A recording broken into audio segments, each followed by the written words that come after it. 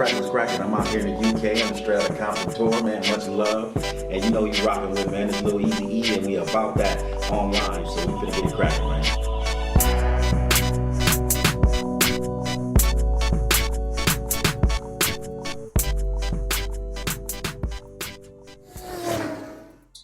Peace, family. So we're back this week with another special guest, and this time it's none other than Reginelli of the Gambino family. What's good, fam? Oh man, I'm cool, but I'm glad to be back. Doing our thing. We got, you one of the ones that been rocking with me since I first hit the ground from doing that jokes. So I know where we started from to where we at now.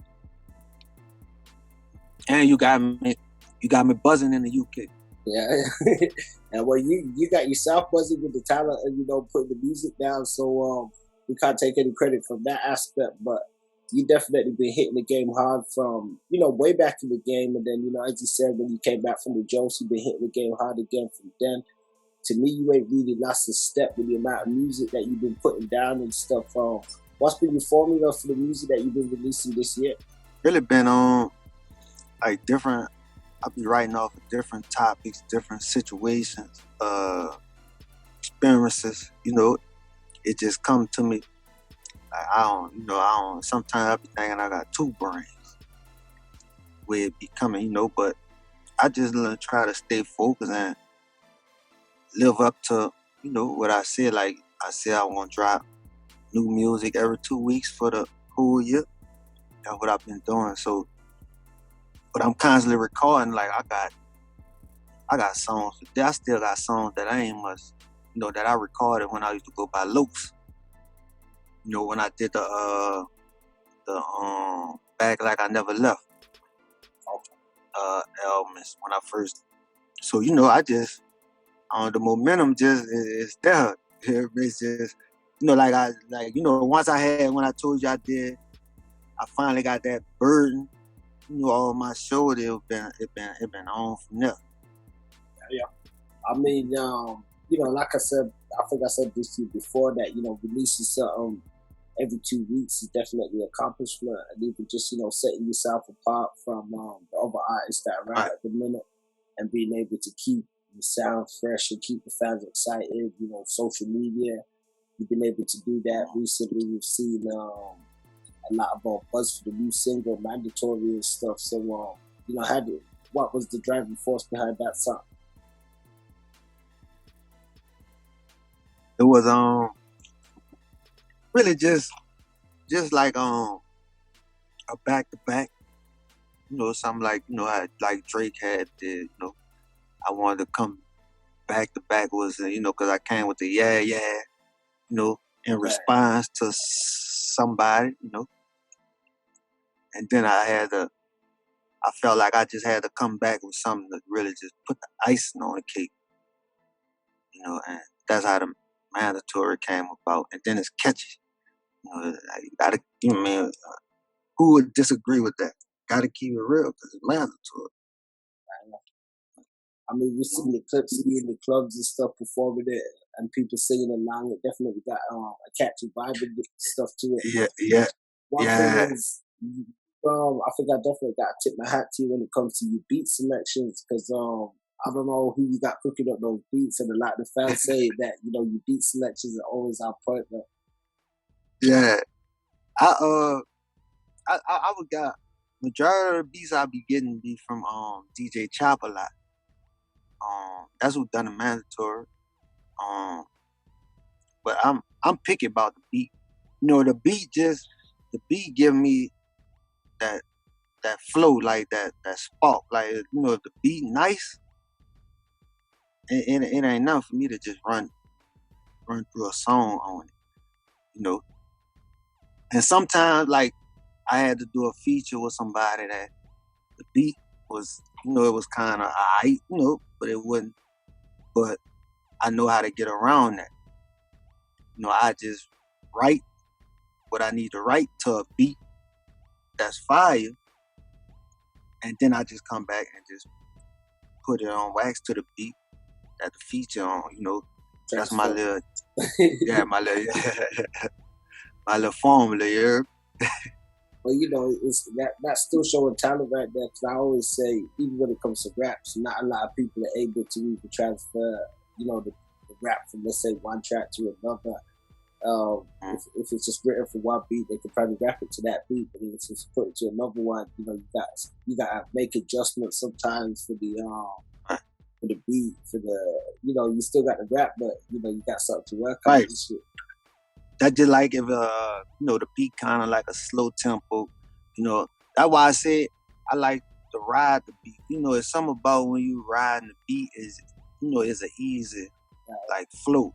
You know what I'm saying? What I don't care if it's slow, fast. You know, once you get the flow, how you gonna flow to the beat, everything else it's just gonna come. The words is just gonna come, you know, natural. I mean, you know, so we were speaking of flowing. Who's some of your you know, influences that got you into, you know, flowing? At what age did you start rapping from? Sure. Soldier Slim, DG, UNLV,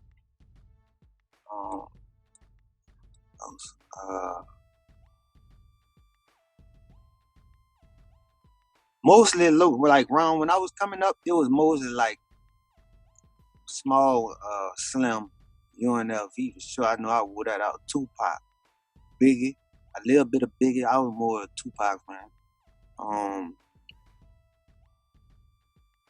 But you know, up to date now, I like Turk, I like Lil Baby, I like Me. You know, I listen to them. Who else? I listen to YF and Luch. I like Rollo. You know what I'm saying? Free Rollo. That's about it. And myself, you know, hey, you know, you came out here before we arrived. I mean, everybody know you ride with me. By the time you get out the car, you gonna know all my music. You made another fan. If they weren't a fan already, they definitely be a fan by the Yeah, time it better be a fan. Yeah, look, I said that be the goal while we ride. I'm gonna make you a fan. You gonna like, you know, you gonna go search after you get out the car with me. Yeah, you definitely get them a playlist to look up. But and I know you got you keep a lot of the exclusives there as well like that. So you know, give them something to look forward to as well at the same time. But because even like, you know, even with your promotional stuff, I see you do with even like, you know, you mentioned and Mandatory, some of those songs. You've been able to keep people, you know, excited with the promotion, just the way that you drop the clips and stuff like that as well, which I think's been dope. But that was a part. That's a part of my own marketing, like scheme. You know, I've been doing that ever since the first album that I released when I was 14. You know, and it's just really just natural for me now. At this point, it's like it's easy. It ain't much no work out. You know what I'm saying? I guess because, you know, I got the passion for it. You know, and I understand the game. Like I said, I mastered. I ain't just learn how to rap. I mastered it. You know, but that was a part of my marketing scheme because I'm gonna make you tweak. You know, I'm gonna give you a little sample. That's just like if you on the streets, if you hustling, you know, they got other dudes that's established already. So you gotta find a way to get, you know, to try to get you, build you up some clients. So you gonna give out samples, you know, and that's how you know the people going, all right, you know, whatever. That's just like with music. You know, I'm gonna give you clips. I ain't giving you no anything. I'm giving you authentic, real hip hop rap, you know, music well put together. You know what I'm saying? You'll get you on a consistent with it. And I mean, even with that being said, you know, being a student from a certain generation, you know, how important is that you feel like, that real street music kind of stays alive in the game? We see, a lot of changes that have happened within hip hop over the years. I know sometimes that street music gets labeled as gangster rap and it gets misrepresented.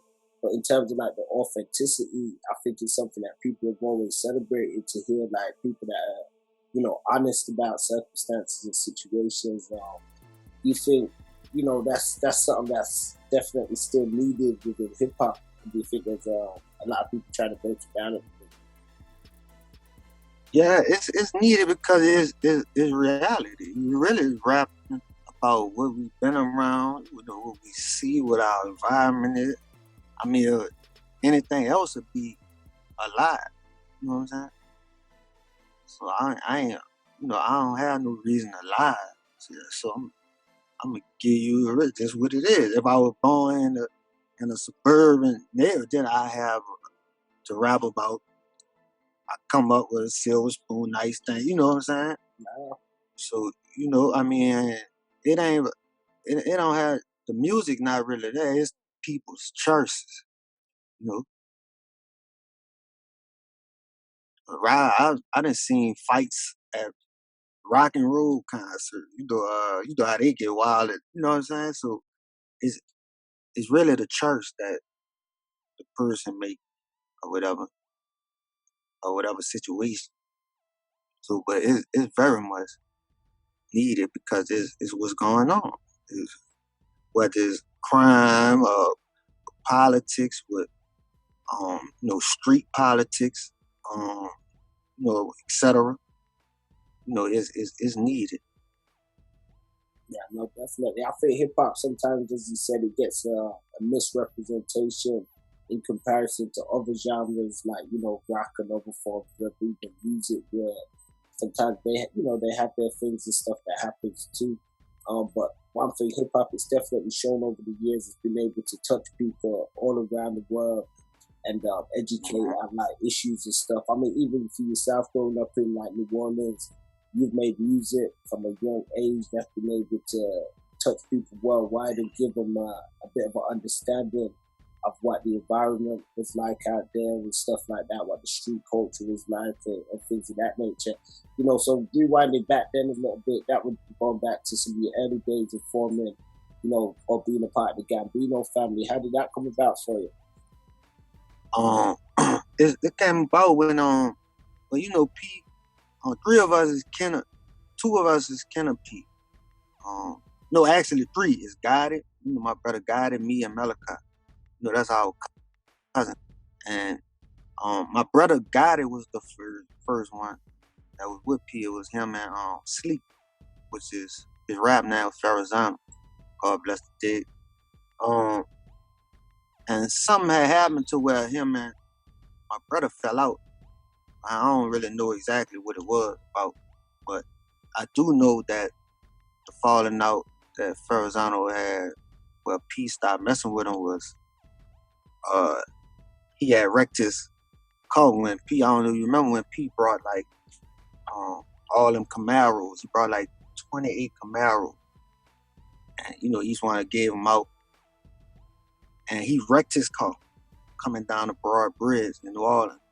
And somebody had told P that, he wrecked his car because he was on heroin, getting loaded. And whoever told him that, he felt like that was a credible source or whatever. So, he stopped, cut him out, never talked to him, That's how that ended with them, man. In the process, I was already writing music, man, Malachi and Fino, right? So, that's how the group Gambino family came about, like, when we came. Okay. So you guys came in and added like a younger flavor, dynamic, into the mix and stuff. What age was you at the time? We was 15, because I knew we were 16 when the album came out. So like the end of '97, I want to say we had like moved to Baton Rouge, and we had got a lawyer. Well, the lawyer Hawkins was the lawyer the label lawyer at the time. You know, we went to a Baton Rouge courthouse, and me and Malachi got emancipated. You know, to tell you the truth, I ain't much know what that meant at the time. You know, till now as I'm older, I know that meant, you know, that was for, even though we was underage, a judge gave us permission to live as legal adults. You know, and this document, you know what I'm saying, this should be in court records. Because we had to go to the courthouse to get it done. That sounds crazy, because would you say there wasn't anybody there too much then to give you too much guidance, you know, who's that much older? Because they weren't that much years older than you in a sense, you know what I mean? You guys, everybody was still within a certain kind of age group. Right. It was at the time, besides the little soldiers, but this was before they even much came though. But me and Malachi was like the youngest two that was under 18, under the label. But you know, I don't understand. I don't understand why it was done. But if I had to guess why it was done, it would be because if down the line years later, you know, my mom or my daddy might feel like I didn't get what I deserved. You know, is nothing could be done about it because we was legally adults. You know, that's my how you know, your kind of viewpoint on it. Yeah, that's my view on it. I mean, why would you feel the need to get your blood cousins emancipated if your intentions is good? You know, why you felt the need to cover your, you know what I'm saying? Yeah. You guys. That's what I got out of it. You know, it was. I think, especially in those days, you know, it was an early. Do you think? Because sometimes when people say with no limit, they say because it was the first time that it ever happened, everybody was learning while it was happening. Even Peter did. You know, he was probably making mistakes while he was doing it, but he didn't know any better because it was the first time he had ever did it. Yeah, nah. If that's the case, the little soldiers would have had to get emancipated. They were real young. You know, so they didn't have to even, you know. That's an interesting point. I mean, we spoke to their father Freedom Unique as well. You know, I think he did a deal direct to something. He actually said when their album dropped, he was locked up, and his 8-year-old son was managing most of the projects.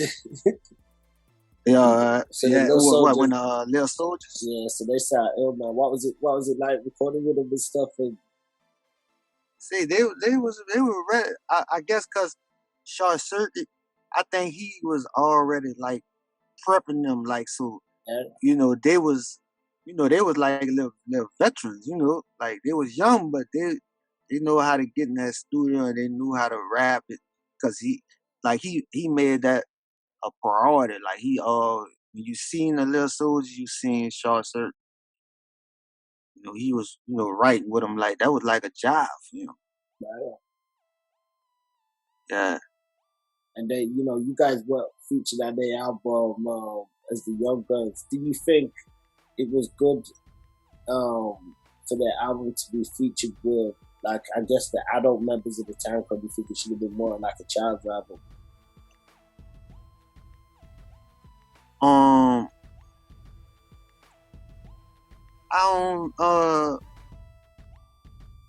would have to say, I think it was, if it would have been put a little more, you know, because you know, when the Little Soldier album did come out, you know, he wasn't really focused on music too much at that point. You know, he was trying the NBA, he was trying out for the NBA, you know, things like that. And you know, I feel like that's where No Limit kind of like, you know, slipped off. Okay. Yeah. So, but I think if he would have had, if he would have had more input, as far as working with them with short circuit, on how, it would have been a good time. Definitely.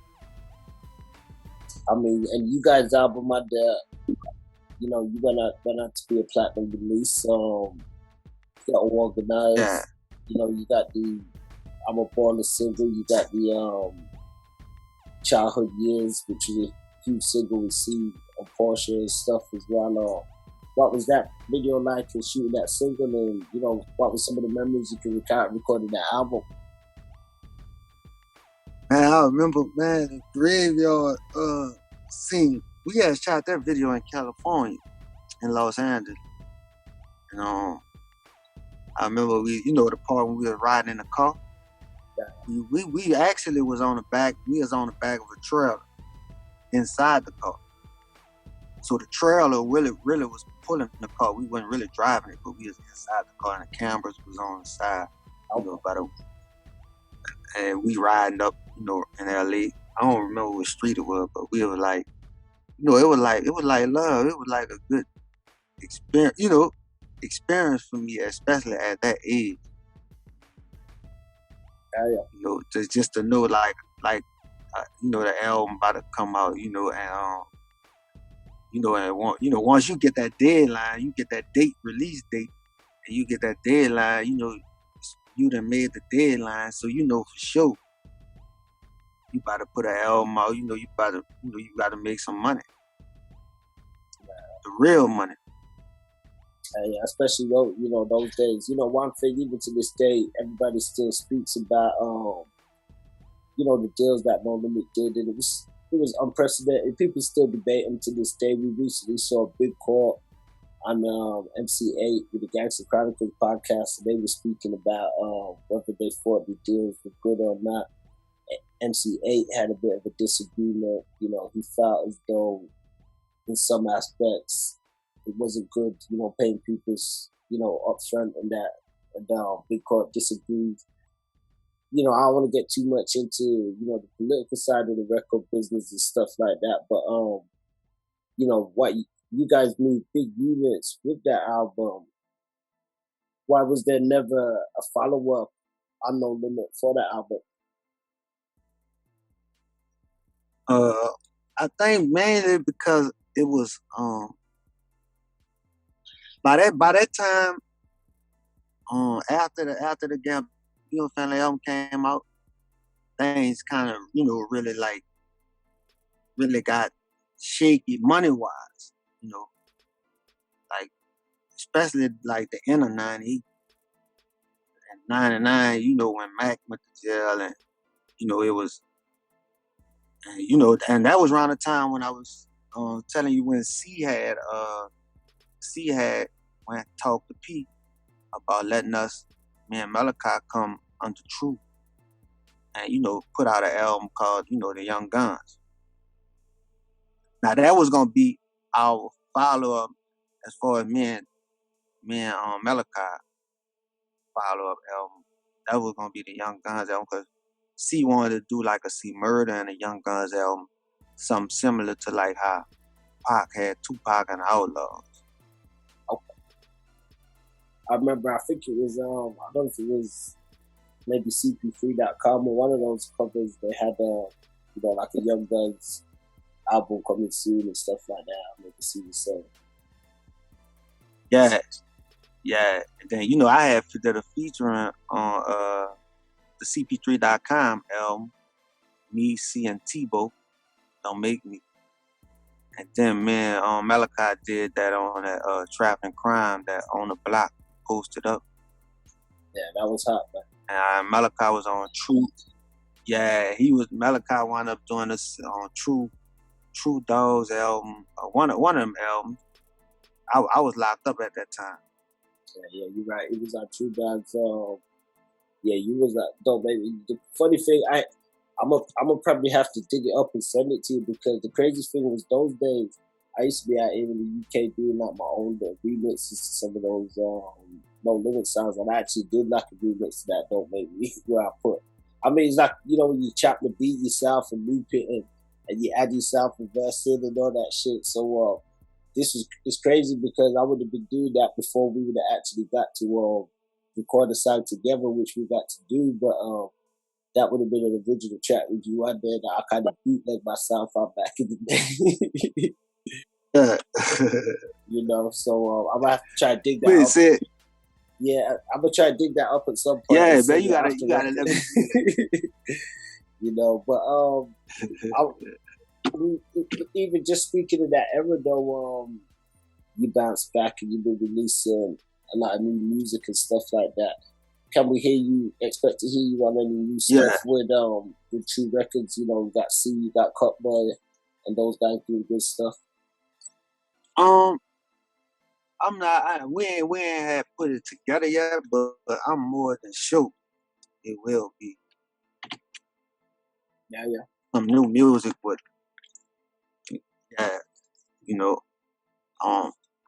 and I ain't been able to visit because I ain't by me just getting released when I did the 9 months. I think you got to go at least 5 or 10 years without getting a conviction and everything. So I wouldn't be able to go see him unless it's some type of special visit or something It's great. And you was actually locked up with Mac at one point before he got released when he was in Hunts. Yeah, I was up there with Mac when the whole time I had did the 9 years. I was up there with Mac. Used to be trying to keep out of trouble and stuff. That's my dog. I'm glad he out. Yeah, definitely, man. It's good to see you home, and I know a lot of the fans are waiting on some new music and stuff from him. He's put out a few teasers that he's gonna be back in the studio. Yeah. He definitely. I know one thing Mac used to always say.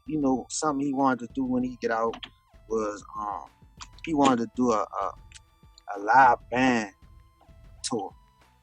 Because up in there, that's where we really majority of the performances that we did do for like the little programs, and that was like live performances. So he got that. He ahead of the game on that live performance thing. But that's all we was able to do. It's different when you got a band and stuff there, man. I know you did the band and stuff before, because the live bands, man, it's something different. Mm-hmm. Yeah, the live band. See that live, and then a live band, well put together concert, real nice. Yeah, that's gonna be nice. I know what the mind he got. I know it's gonna be well put together. And in terms of another, New Orleans spitter, you've done a lot of music recently with Chaotic. Can you speak about that project? Oh man, that was like a overdue project that we had. We been wanted to do, but we just in and out of jail. When he out, I'm in. When I'm in, he out. Then both of us in. So but we finally had got around a chance to make that happen. Everybody used to always say like, we sound good together. And we did that in like what? Maybe like a month, and it only was that long because we was in different places. I was down here and he was somewhere, so we had to. But we got it done. They loving it. And I had the hot one with you, him, and Fino. Yeah, Fino. Yeah, mm-hmm. I just talked to Fino today. Okay. Yeah. Yeah, he played one. I think it was you, him, Chaotic, and Tag. Yeah, we did. That's a song we had did. Me and maybe like wasn't that long ago, but I know it was this year. We had did something. Yeah, it might come out nice too. Yeah, it's nice trap, man. I got and see, I'm influencing like a lot of people to really, like letting them know like it's, it ain't over. Like, you can still, you can still do this. Yeah. And so that's why, Fino got back focused with it, Chaotic got, pulled back focused with it. I got a lot of little partners that was in the street, but now they rapping now, I inspired a lot of them to, so it's I feel good about all that. So I'm gonna keep on. Hopefully I keep on, encouraging and striving people to do. If music is what you want to do, if that's your dream, and you feel, and you could go for it. It ain't never over. yeah, facts. And I was gonna ask you with that. What young artists you got coming up that you recommend? I know we've had Source of Savage and we've had YNO, but any others that you working with or that you want to shout out? I got mainly just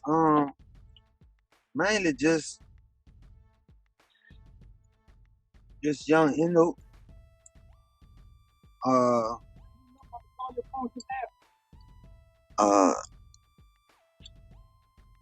mm,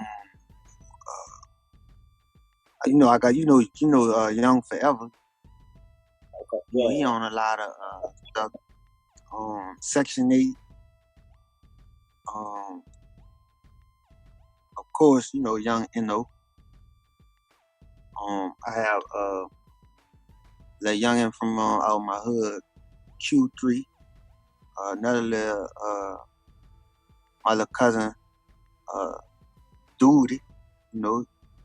He up and coming. I'm about to put him out. And I'm gonna just go from there. But I'm working on this little program for like teenagers that that want to do music. Gonna be like a big brother program, like where I'm working with like teenagers in between like 14, 15, 16 that want to do music. We gonna go to the studio maybe like twice a month or once a month. I'm gonna show them how to write bars, show them how to register for BMI, ASCAP, all that. Right, because a lot of dudes like youngins, they don't have that nobody to to show them the right way. When they when they run up on one of them youngsters that really got flow, that got talent, they take advantage of that, the business side of it, and they've been and missed out on so much money for so long before they then found out what's going on. But if somebody show them that early, then they don't have nothing to worry about from jump. You know what I'm saying? Like how we had to go through. I think it's definitely good when you can take your experiences and sort of use it to teach others and stuff like that as well at the same time. Right. And like you said, anything we're working with our youngsters is the next generation. So when we can give them the game that they can kind of dance with it, that right. Right. And I never seen nobody, do no program like that. Like we're gonna sometimes we might just go to the studio and then go out to eat. Show them how to write bars, show them how to be creative. With their music, their craft, how to, the whole nine. Right. So with that being said, what can we expect creatively from you this year? I know we got a couple of months left. What can we expect before the year's out?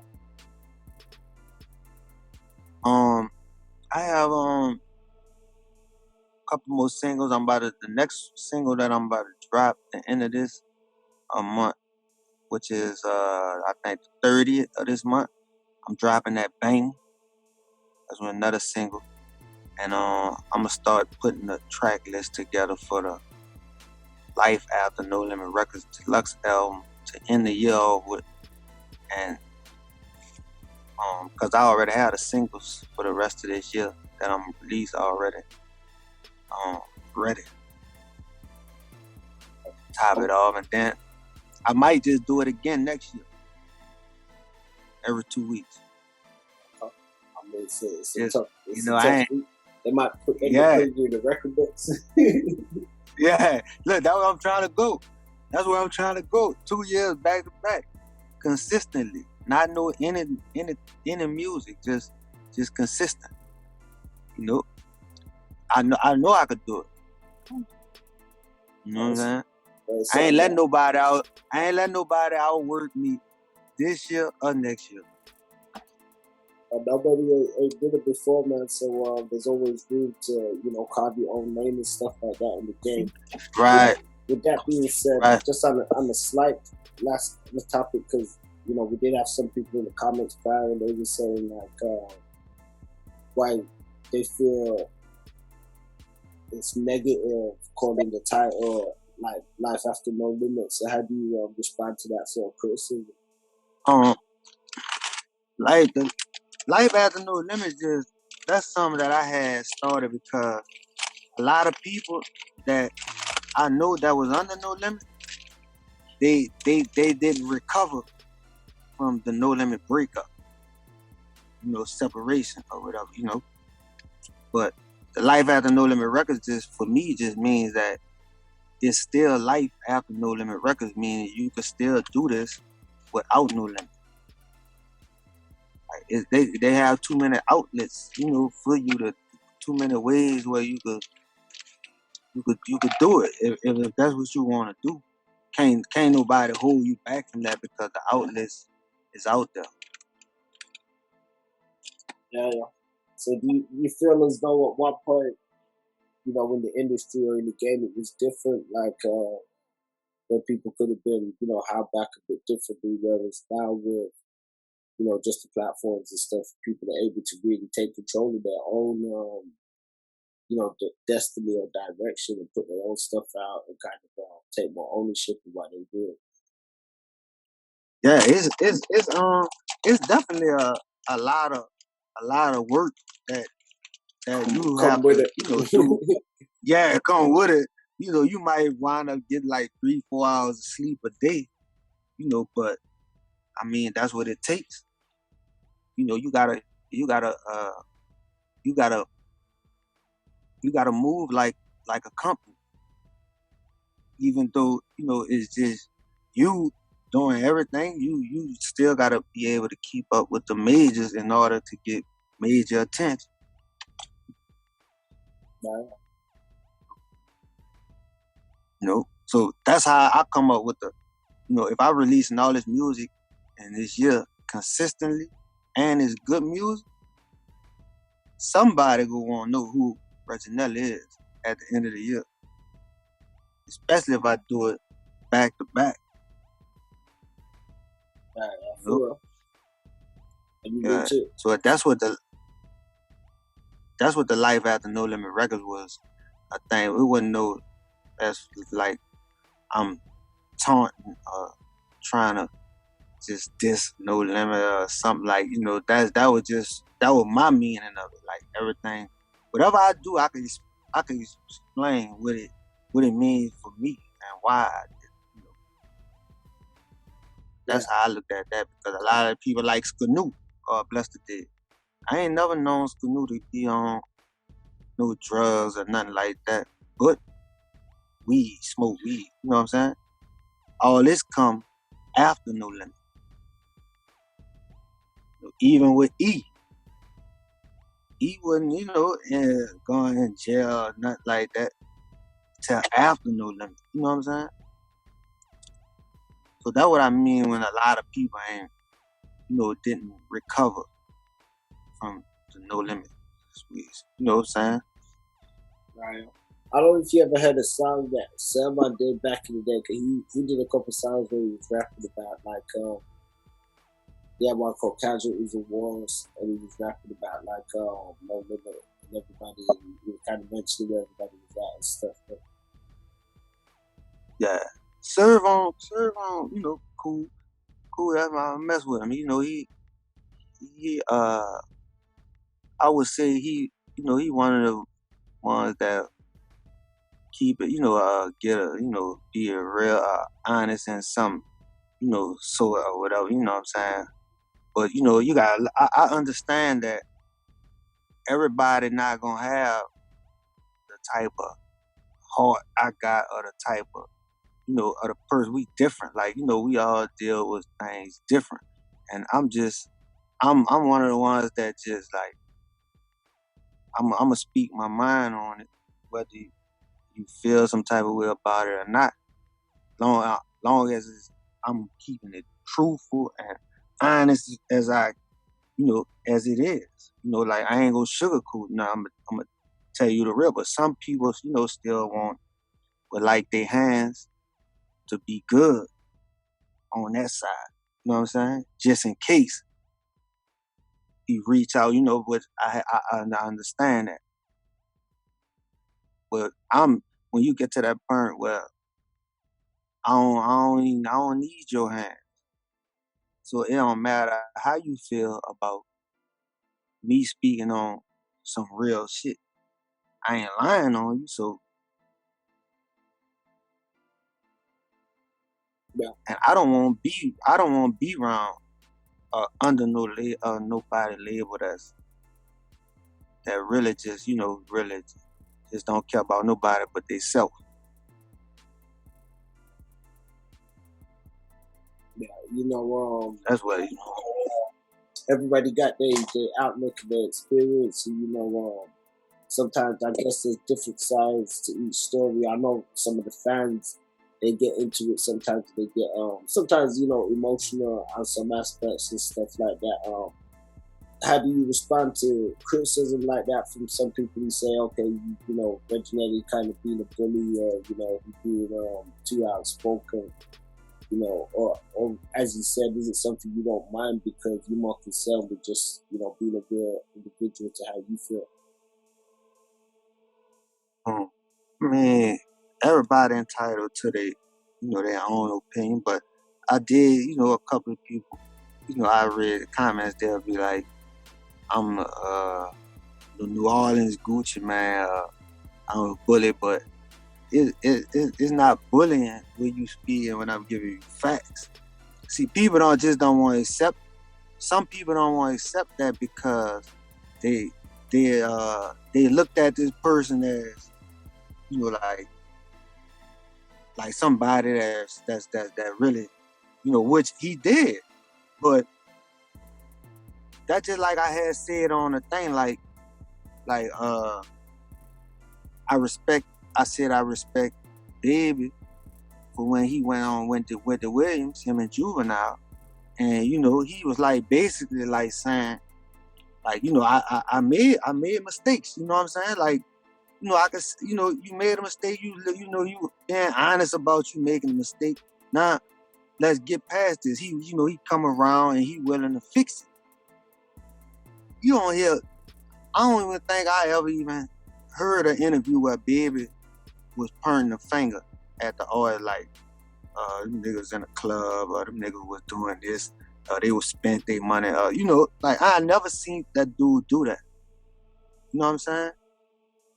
So that's why I respect him as a individual for that, and I wouldn't even much under his label or nothing like that. But that's just some real just being real. You know what I'm saying? Like you can't say you real and you doing sucker shit. You know what I'm saying? Like I would never, me and my brother have disagreements, arguments, all the time. But I would never say,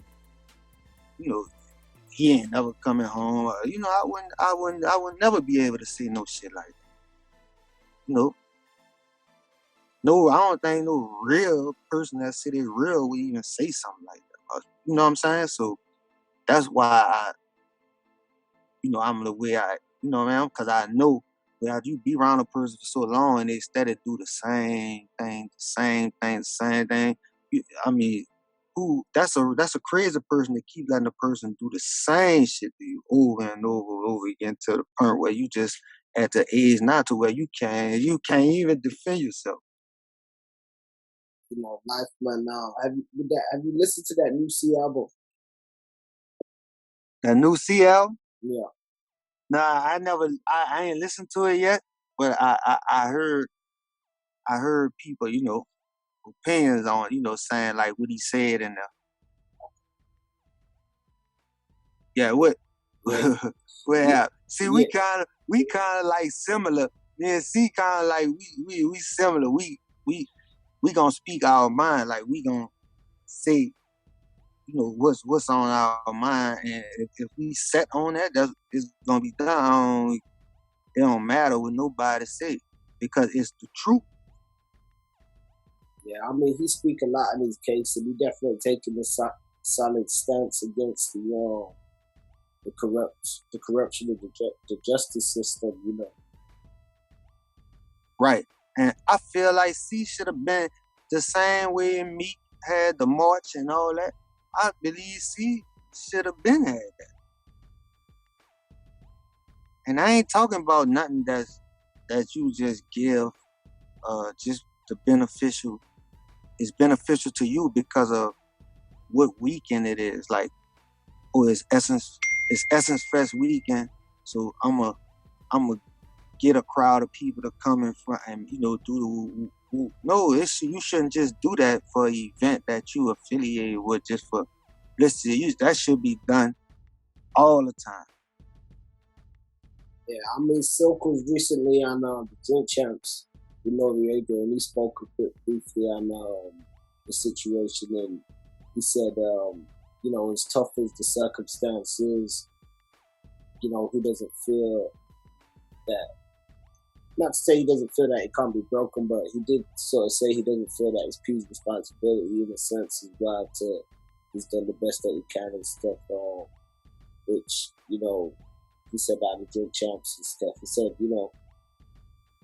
there's a lot of corruption in Louisiana and stuff like that, and I think people have to petition directly to the governor Yeah. and a lot of stuff like that, man. So it definitely sounds like, to think, even for us as fans, we just, I remember when it first happened, everybody thinking, he's probably going to be out the same year, the next year gold, and the next, and, he came out for that brief period, went back in, and it's like, shit, he's been in there probably like close to 20 years now. Almost 20 years now. Yeah, so I know how you feel right now. Like, like, man, no, it's something gotta get done. Like, then Mac just, Mac home, just got out. So I know, it been in it too long to see innocent person. It's something strange. I mean, do you think No Limit Real Victims are like what people call like the hip hop police? Do you think it was sabotage? Or do you think it was just like kind of bad luck that came with, the success, there was misfortunes that came with it too? I think it was both. It was, of course, the hip hop police and, the bad luck. I think if C would have been, because C was working on a distribution deal for True. That was another hold up. Because he might be networking a deal with this company or this company, but he gone. He might go back, discuss it, let P know, look, man, such and such offer me this, such and such offer me this, but you got somebody that really don't want to see you succeed like that, telling you, no, don't take that. You could get more. You could get more than that. Cause he was working on that deal, getting a distribution deal for like at least a year or something. But And Silk too. Silk wanted to do what he was on. Gonna name is Shaka One or Shaka ENT. Shaka ENT. Yeah, and it's the same way. That's what held him back from striking a deal. So I just believe that was just the whole, hold a person back. Yeah, I mean, because he probably would have had the proper funding for himself, but he didn't have to depend on nobody. If he would have just went ahead and did the deal like he really wanted to. Yeah, I mean, some will probably say that everything could have been or should have been just kept under the one umbrella, but maybe it's just one of those things where it's just the progression of where things got to. It became that big, it would have started, probably branching out. I mean, we seen something with Blizzard the other day from Wu-Tang, and he probably one of the only people you could kind of compare that done something similar, but the difference, I think, with what Blizzard did, he put a lot of different artists out, but under different deals with different labels, whereas No Limit did it under the, pretty much all under Priority for that time with that catalog. It was under the one label. But he put a lot of artists out on different labels and stuff. But the thing with them is not everybody knew they was all connected to Wu-Tang because it was all coming through these different streams and stuff. But you guys, so you guys all came through the one stream, which kind of helped in a sense as well. So, I mean, maybe people probably wanted to keep that stream going for as long as he could with everything just being under that one channel, but. Like, there's only so long. I think he could have probably flown for it at the same time, Right. Because sooner or later, a person will eventually will want to CEO money. Nobody. I don't think nobody. I wouldn't stop nobody from that want to evolve to the next level. Especially a family member. I mean, yeah. Moving the units too, and they're gonna progress up. Like we see 50 when he came in, Shady Aftermath and stuff with G Unit, but right. We moved the units. Right. That's why then they had a lot of like restrictions on like stuff we like if you ain't booking everybody for a concert, then you probably wouldn't come. So I mean, but just imagine booking everybody, how much money that probably was. You know what I'm saying? So, I felt we were held back on a lot of concerts. Just a lot of stuff that would have helped us in this time from that, that we didn't do.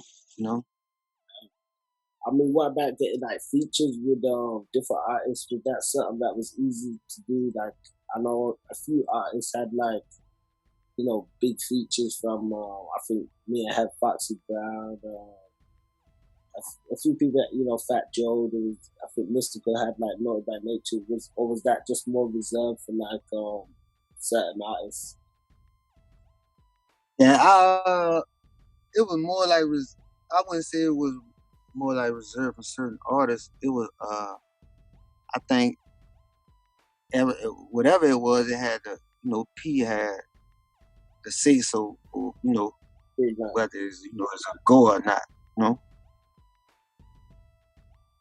on that note. I mean, would have been anybody like if you guys would have said if you wanted like I mean, like I just think like even at the time, Jay-Z, as we know, got on to be one of the biggest stars in hip hop, but he gave Juvie and those guys a verse for the remix, which Juvie even went out to say I think they ended up even kind of getting that free or something at some point, like he just did a freestyle on it or something, but you guys could have did like some features with, maybe some East Coast artists or that stuff too, really mix it up in the game. Yeah, and that's why a lot of people like really kind of like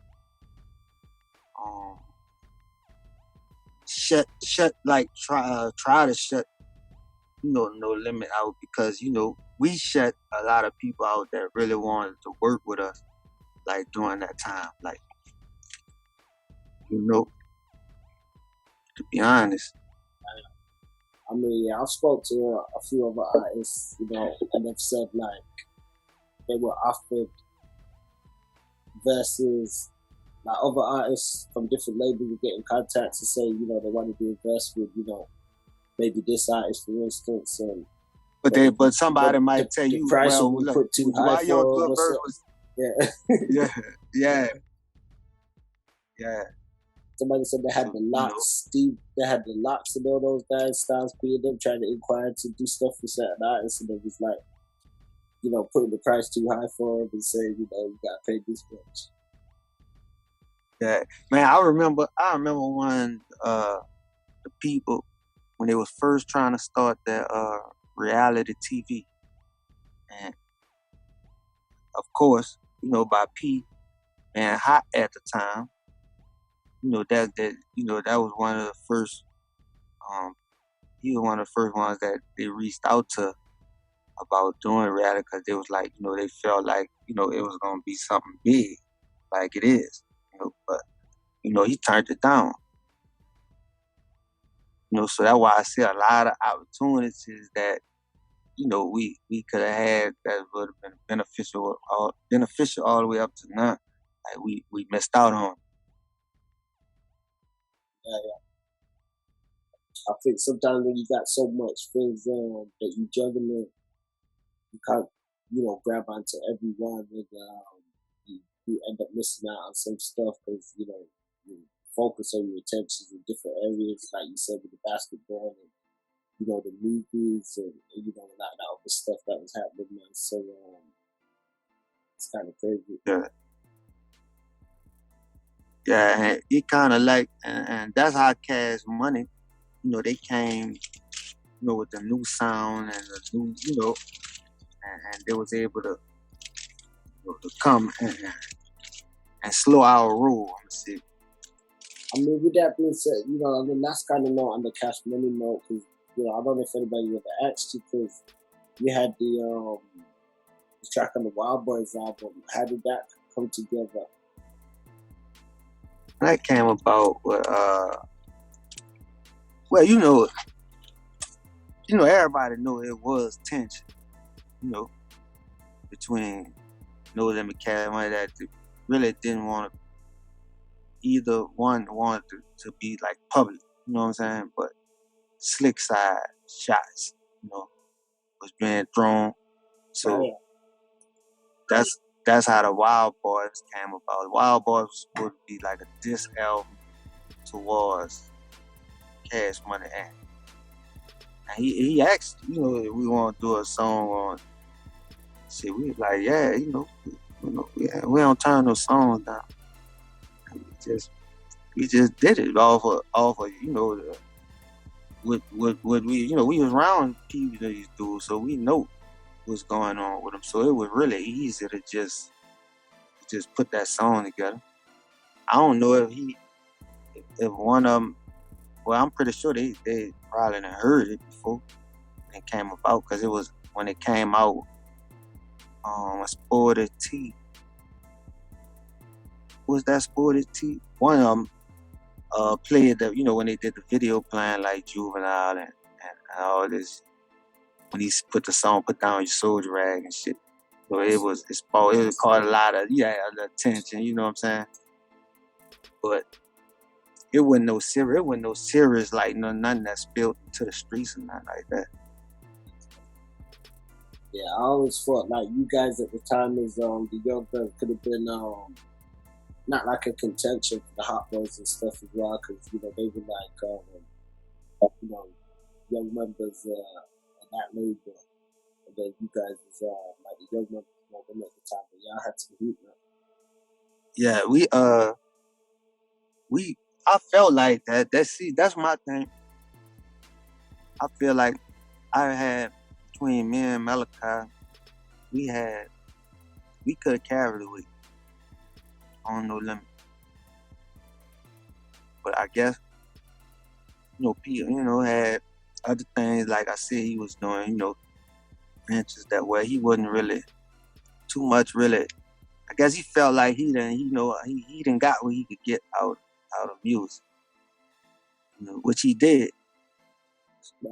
So yeah, so that's probably how he lost focus on that end. But I definitely, by myself, and pretty sure me and Malachi, a few, whoever would have kept No Limit name like, relevant for still, till this day. Like I, Cash Money did, like Wayne did, over there. Yeah, no, definitely. I think just that next generation, even that was coming in, you guys, even Sam, Popeye, D.I.G. as well, all that Yeah, kind of, man. Even I ran into D.I.G. recently too. We cooking up something. yeah, you guys did something a few years back as well. I think that was dope as well. Yeah, that was on that. Matter of fact, that was on the first album that I dropped when I got released from the 9 years. Yeah, okay. Whenever I feel this way, whenever I feel, that's the name of it. You're right. That's about Back Like I Never Left, right? Yeah. Then you can't forget about the album that you had put out, the Free Reginelli album. Yeah. Mixtape, nice little mixtape. Yeah, it was nice. Definitely representing them, so this year you're gonna wind it down. You say the Life After No Limit Deluxe is what we're waiting for. In December, I'm gonna end the year off with the two singles for that month. And along with the album, I might just go ahead and release it on Christmas Day. Okay. That Life After No Limit Records Deluxe album. With that being said, man, we're gonna be looking forward to that. Keep us in the loop. Any messages you want to leave to the fans or anything? I know this hurricane season out there. Any positive words you want to leave to the people? I just want to let everybody know, whether you're a fan of me or what, just trust in God and believe. And don't hope for nothing. Just you gotta know. When you know, it pretty much happens fast. And I know it's got crazy times all around the world. They got stuff going on everywhere. So just instead of stressing about a situation, use that energy towards solving. That's what I do, and it worked. It worked good for me. And just follow me. Y'all follow me. I'm active on all my social accounts on Instagram under Reginelli _top _Gambino. On Facebook, Reginelli Gambino. YouTube channel Reginelli Gambino. Twitter. Reginelli Top Gambino on Twitter too. So, I'm active on pretty much all my social accounts. Y'all can follow me on either one. And, I'm giving y'all music for throughout this year and next year. I'm claiming next year right now.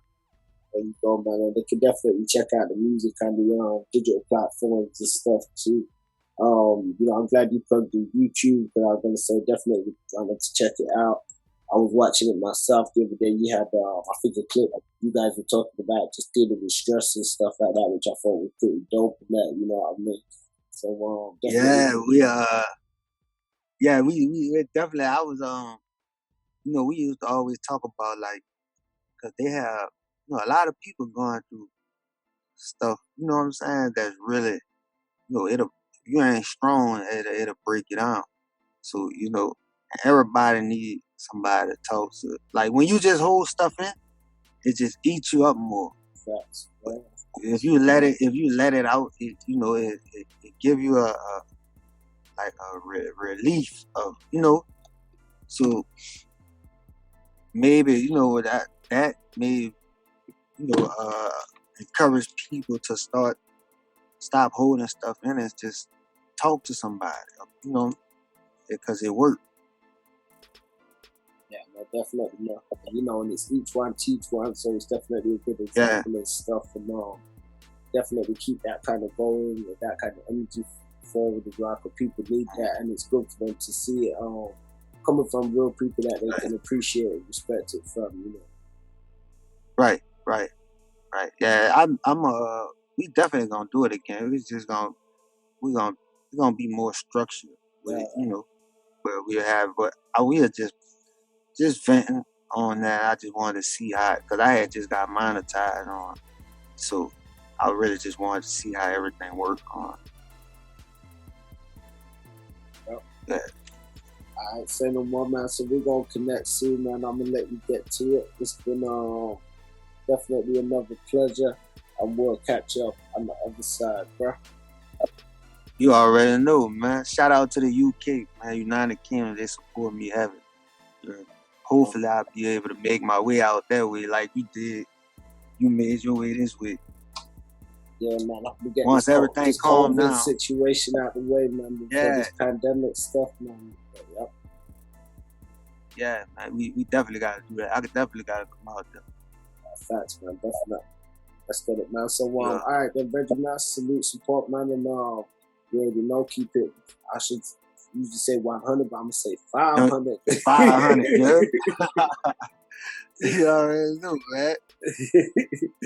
All right, peace, man. All right. Peace, family. Don't forget to like, share, and subscribe, and check us out on aboutthatonline.com. Don't forget to check us out on Facebook for exclusive playlists and social media for all different types of segments and content.